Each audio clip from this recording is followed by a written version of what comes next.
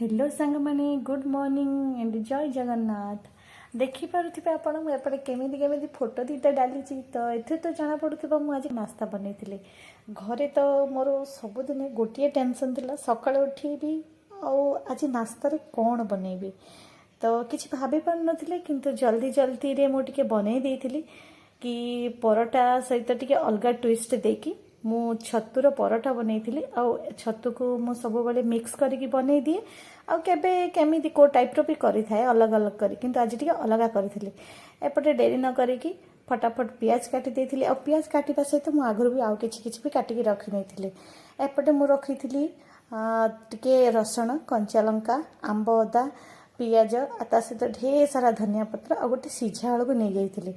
तापर गोटे बाउल रे टिके छतुआ माने एतिकी तो मु नेइथिले आधा किलो रु टिके कम प्लेट रे थिबा सब इनग्रेडिएंट्स गुडा को तो एथिरे ढाली देथिली आ कैप्शन रे भी लिखि देबी कोन कोन देथिली आ ता सहित एगुडा भी जो काटी थिली एगुडा भी मिक्स कर देली।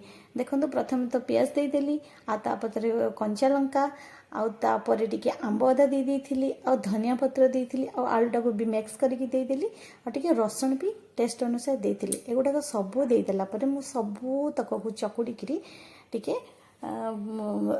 ओदालिया करदेली आ तापर गोटे मरीच आचार मु आगुरी भी वीडियो शेयर करथिली से मरीच आचार जूस आ टिके मरीच तीखापन देबा पई एटा चाहिले भी आपण माने ऑप्शनल न देले भी चलिबो। आ तापर लेंबू दीटा चिपुड़ी देइथिली आ एमिति गोटे घोल बनै देइथिली।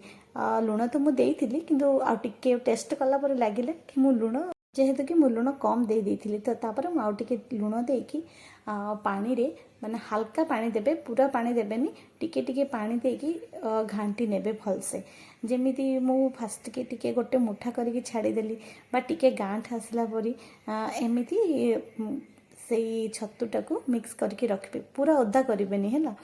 तो करि सला परे अटा भी मु गुंथी के रखिथिली अटा को एमिति गोल गोल करी जेमिति हम ओडिया घर मंडा पिठा दियंतिनी मु सेमिति ही देइथिली किंतु एटा टिके झंझणिया रहितिला। तो दे सारा पर ताकू मु केमिति पैकिंग कली एई जो चारिकानी अटार टिके टिके पानी लगे देबे नहले तो से चिपकीबनी। तो पानी दे सारा पर देखंतु केमिति मु गोल बनै की रेडी कर देली आ गोलटा टिके हाथ रे एमिति प्रेस करी देली प्रेस कला पर मु रोटी बेली देली देख गोल करिके। तो एमिति गोल गोल बनै की मु रोटी बनै देइथिली। दिन पूर्वर मो फेसबुक स्टोरी जस्ट गोटे फोटोर क्लिक देइथिली सेठू मोर किसी जन सांग मते फोन करी कहले जे तू कौन परोटा बरईथिलु टिके छाड़ तो टिके मो वीडियो करी दे। तो मो सेई सांग मानक पई मो एई वीडियोटा स्पेशल पठेइथिली। तो आशा करूछि आपण मानक तो मत बहुत भल लागिथिबो एई सखाळर मॉर्निंग ब्रेकफास्टटी।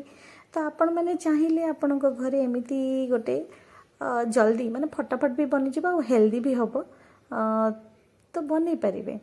तो ए रेसिपीर ना तो मुझे कहवाक भूली जाइए ए रेसिपीर ना हूँ छतु पराठा आपण मैंने चना चना सहित एमती करें आ विभिन्न प्रकार स्टफिंग दे भी मो घरे भी करे।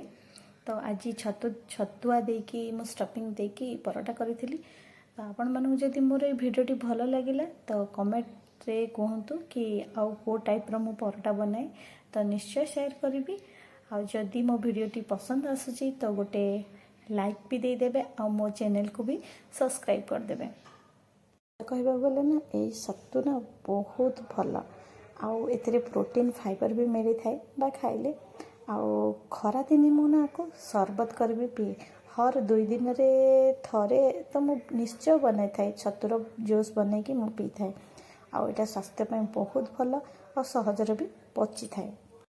आशा करुँच आपण मानक सकाळर एही ब्रेकफास्ट बहुत भल लगी और ये ब्रेकफास्ट ना हूँ छतु पराठा बा छतु चटपटा पराठा जहाँ जहाँ स्टफिंग देती से तो बहुत टेस्टी और यमी थिला आ देखिए भी तो बहुत बड़ लगुला। आहिर गरम गरम 2टा पराठा और ता सहित अधा कटोरी दही दही सहित खाइबे ना मुहर खाली आपण मैंने चाहते बार बार खाइबा को 2टा बदले 4टा पराठा भी खाई नेबे। तो सकाळु मु एमिति किछि बनैथिली आजिर मॉर्निंगटा मोर एमिति कटिथिला। पुणी देखा हबो आ गोटे नुआ भिडियो रे।